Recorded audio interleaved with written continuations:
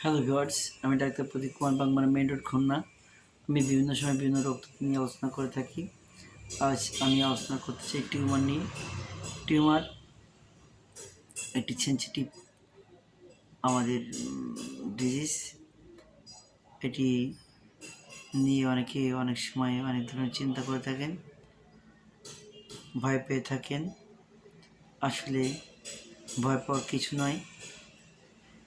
প্রথমে মনে রাখবেন, সকল টিউমার খারাপ রোগের জীবাণু বহন করে না। খারাপ রোগ বলতে এখানে আমি ক্যান্সার রোগটাকে বুঝিয়েছি।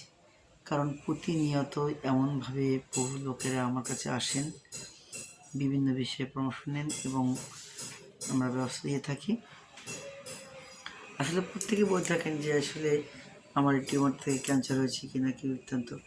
আসলে আমি সবসময় বলে থাকি যে সব টিউমার ক্ষতিকর নয়।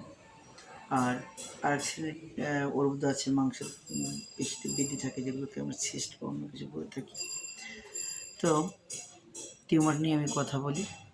টিউমারের কয়েকটি প্রজাতি আছে, 6 প্রকার টিউমার আছে। তার ভিতরে অনেক হাড়ের মতো শক্ত আছে, শিশি জাতীয় আছে, নরম শক্ত মিশ্রিত আছে।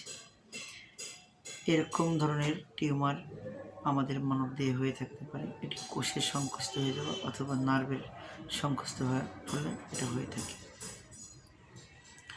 এই টিউমার আমি আমার অভিজ্ঞতা দিয়ে দেখেছি যে যাদের গলায় দ্রুত আসে, ঘাড়ে দ্রুত আসে, তারা অতি দ্রুত হৃষ্ট হয়ে যায়, বা